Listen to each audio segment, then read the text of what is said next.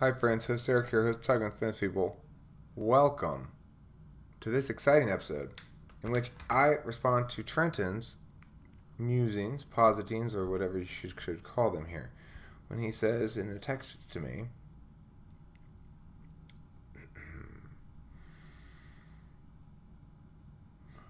all functions work in pairs. When you identify the essence of plus minus functioning, it is simply that it is dependent on the pairing. For each function, there are two different pairings. Think of it like four different energy consumption areas. For us, it would be NE, TI, SE, FI, SI, FE, and NI, TE. And in each pair, there is observation and metabolism. NE, SE, SI, NI are all observation. TI, FI, FE, TE are metabolism. For us, any information taken in with NE has to be metabolized with TI, and so on. Anyways, we are going to process FI always with SE. You can think NETI about it, but it doesn't solve the problem until energy within SEFI is manifested on its own terms. Right. We're going to process FI always with SE. You can think NETI about it, but it doesn't solve the problem until energy within SEFI is manifested on its own terms. I wanted to repeat that part because it seems kind of the crux of the idea. The idea of plus minus is simply that if an observational function is sensory, it will use less minus and more energy will be reserved for the metabolizing plus. If we take in information with the plus, the metabolizing function is stuck having to metabolize all the information with no subjective creative freedom. Creativity is change. So if you have an observational function, you have more creative freedom with the metabolizing due to there being less information. So you can codify the tiny amount of information as you please. So if you have an observational function, you have more creative freedom with the metabolizing due to there being less information. So you can codify the tiny amount of information as you please. This is subjectivity. This is responsibility. We are so distraught and confused by FI because we have no control over it. But because we do have control over it. Or is it because we do not? I think he left out a not there. This is subjectivity, this is responsibility. We are so distraught and confused by FI because we do not have control over it, I think is what he means. We can't feel content waiting on our objective observational function to just solve the problem. Somebody with any FI, for example, does not have that responsibility. They can be victimized. They can feel content with the responsibility of hurt feelings being the responsibility of external objective things. This is the difficulty I've had with the INFJ. Her perception of FI is that of meh, the problem will solve itself, as she has had no control. Plus NE minus FI essentially means lack of control. When I don't directly cause good feelings for myself, or I don't have my autonomy over feeling, and because it's polar, I never notice anyway. I don't have my autonomy over feeling plus FI. And because it's polar, I never notice anyways. I feel wonderful around her, but I don't know why. I never know why. So there's perpetual sense of non-substantiated energy within SEFI because I didn't directly cause or have any autonomy over my feeling good, so I just don't understand it. And ISFP, for example, would just go, would you like this? Do you want that? And that tiny bit of autonomy we have in that moment to choose calms the FI down. Maybe, I don't know. Anyways, have you seen The Matrix? And he says, if you'd like to respond either by annihilating me or critiquing or whatever, I'd like to see your response in video form. He says he and his INFJ have been discussing this. Well, I have been. Lol. Yeah, I bet, Trenton. Let her talk. Let her talk, Trenton. I mean, it's kind of fucking genius is what it is. It's pretty badass, dude. See, it's like this kind of shit makes me super happy. This is why I like being a coach. It's like I can spot them. I can always spot them.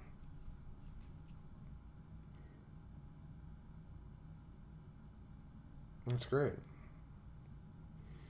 I mean, the point, I guess the key point of it here is this idea of,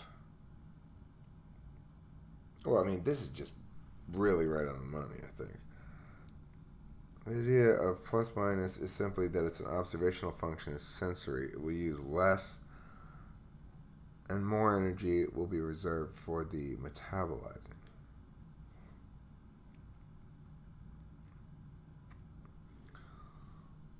If it's intuitive that we use more energy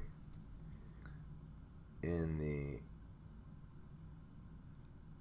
if we take in information with the plus, the metabolizing function is stuck having to metabolize all the information with no subjective creative freedom. Creativity is changed. So if you have an observational function, you have more creative freedom with the metabolizing due to there being less information. Huh. It's super complicated. I mean, it's not that complicated, but it feels more complicated than that. And, well, I mean, I don't quite understand the whole thing, but I get the gist of what you're saying. The thing that's interesting is when you say about how NEFI will feel satisfaction from hurt feelings, that they'll get a sense that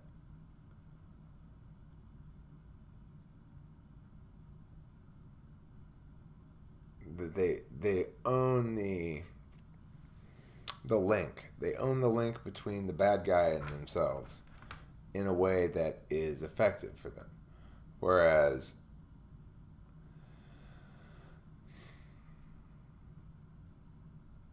I feel as though an equilibrium, the universe is out of equilibrium and needs to be placed back in equilibrium, as Taylor does. You know, when there's some injustice,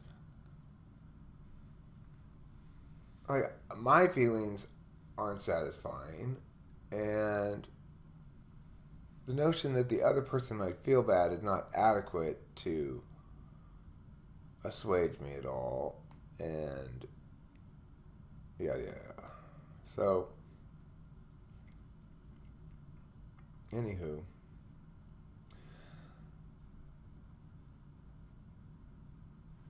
here's the one problem I see with the model is, of what you're saying there is, I have an issue with the distinction between judging and perceiving, because I think the two judging functions are two of the same kind of thing.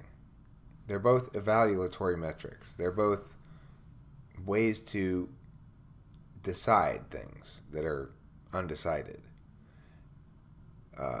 Ways to impact, basically. Ways of impacting. You know, like, is it important that we do this? Well, should we do this or this? Well, let's see what the impacts are. You can impact it in terms of your own feelings. Should we sell all your old toys and get new ones because you're getting older? Well, if one of the impact is your feelings and you're attached to those things, then the matter of whether we ought to do it depends on how highly we're going to value your feelings in terms of an evaluatory metric, a way to determine whether something passes muster. But that doesn't mean that NE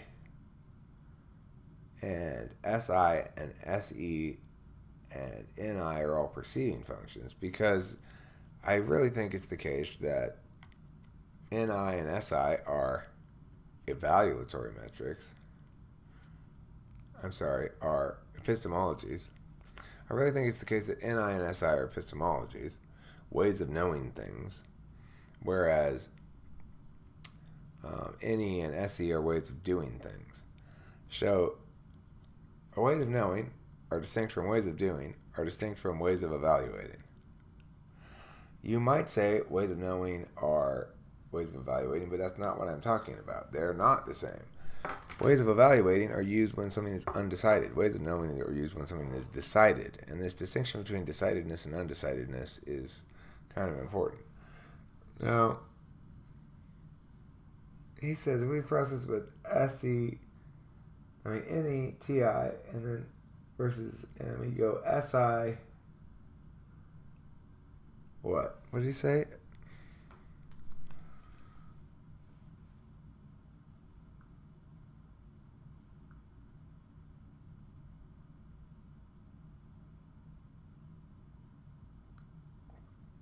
SIFE.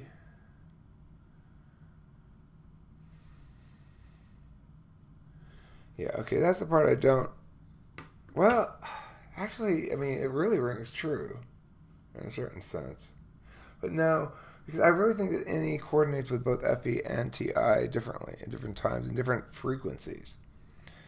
I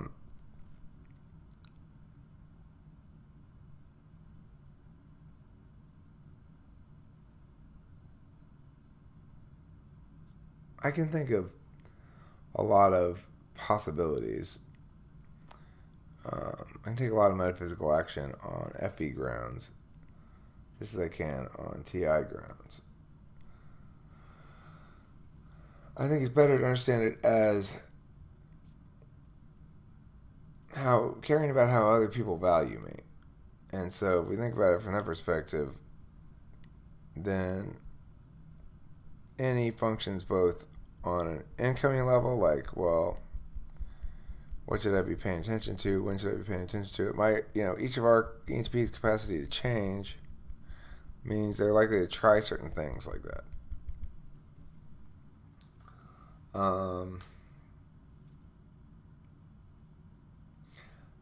Yeah, I think taking metaphysical action is our default state of being. And so, what does that mean? It means making meanings about things that are default state of being. NE is not always used with TI, for sure. I don't think it is. It can be used with TE. Let's pretend I'm evaluating this on outcomes. What are all the possible outcomes? Coming up with unintended consequences as possible outcomes of things is a specialty of NE in conjunction with TE. Remembering that TE and TI are both modalities of persuasion. They're kinds of impacts. So TI's impacts are systemic, on systems levels. They say, you're going to harm the system if you do this shit. TE is agent focused or project focused, specific outcome focused. So it's like, well, you're gonna harm you're gonna interfere with the achievement of our goal if we worry about that shit. And TI goes, you're gonna interfere with the sustainability of the system if you interfere with that shit. And so we can evaluate things using, we're going to take metaphysical action on the levels of consistency. We're going to take metaphysical action on levels of how much other people value us. And we're going to take epistemological action, which is to say we're going to know, we're not going to take any epistemological action so much as we are going to know shit via experience rather than via essence. Yeah, I think that's the problem. The only problem I see with this little model of yours, although there's a lot of fucking raw genius in there that you could build around, but it's the idea that any as a perceiving function, as a metabolizing function, or an observation function versus a metabolizing function. I don't buy that dichotomy for the reasons I've indicated. So I think that's the problem with it. But I like the idea of us always using FI and SE together. Well, I mean, the thing is, I still try to make metaphysical action on my feelings all the time. I create narratives around them, as though I don't want to experience something before I can make it meaningful to me by taking metaphysical action on it. Because I got to experience and take metaphysical action, and then it goes into SI for me to know it. And not until that's occurred do I feel any sense of satisfaction with anything, because I'm not experiencing it directly via FI. So it wants me to hurry shit along, make stories, narratives to go with the SI so that I feel good about the whole fucking thing, whatever it is. Alright, so anyway, that's it for this video on Trenton's thing. And I'm going to make another video coming up about the other next 4 best types for ENTPs. Thanks for watching, and don't forget to eat plenty of what, Eric? What? Can you guess? Is it cheese? Yes, it is.